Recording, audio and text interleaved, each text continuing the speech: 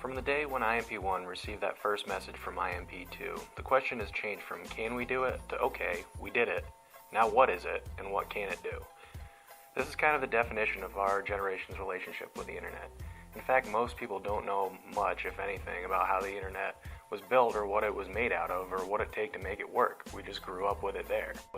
For most people in this class, their teenage years were shaped by the amazing possibilities that the internet provided, but what you could do with it.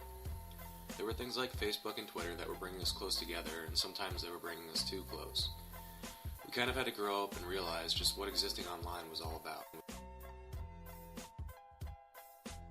Welcome back to the War for the White House bunker. A troubling new report from the Shuttleworth Institute shows that due to Facebook, every potential candidate for the 2040 presidential race, no matter how smart or accomplished, is now completely unelectable. I'm standing in the 2012 Democrat with Jason Copeland. Jason, walk us through this. Yeah, we're looking at really a political crisis here, and this is an alarming new study. Take a look at one of the candidates that the study points out. This is Trevor Kaufman. Okay. He's out of Houston, Texas. High school class president, spends 10 hours a week volunteering, got a full scholarship to Duke University. He sounds like leadership potential. Well, but take a look at his Facebook photo album, and you can see him smoking marijuana out of a lacrosse stick case his roommate converted into a 6-foot-tall bong they called Goliath. Okay, that will definitely come back to haunt him if he runs for office. Most definitely. And the study cites even more dire outlooks for potential female candidates. Really? 89% of women under 25 are tagged in at least one photograph, French kissing two of their friends, or passed out on a bathroom floor in just their underwear. Wow, that won't look good in an attack ad. But then we were mobile.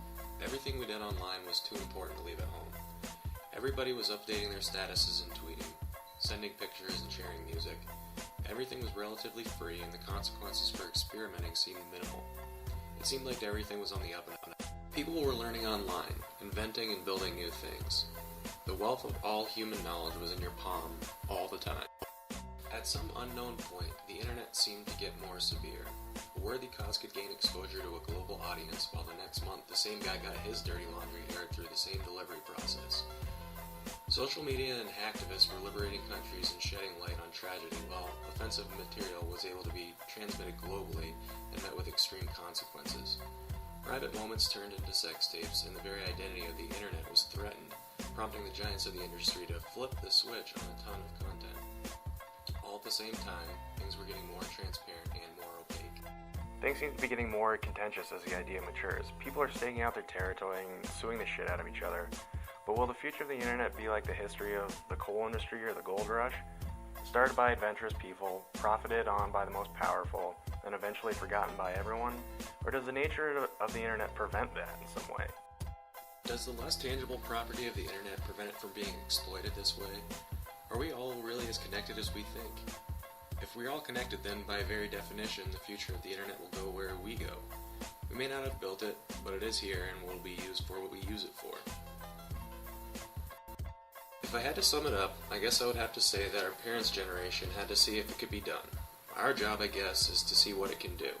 As for the next generation, if history is any guide, they're going to have to justify whether or not we should do all the things we can do. Their relationship with the internet will be fundamentally different from our own, just like our relationship with the internet is different than our parents'.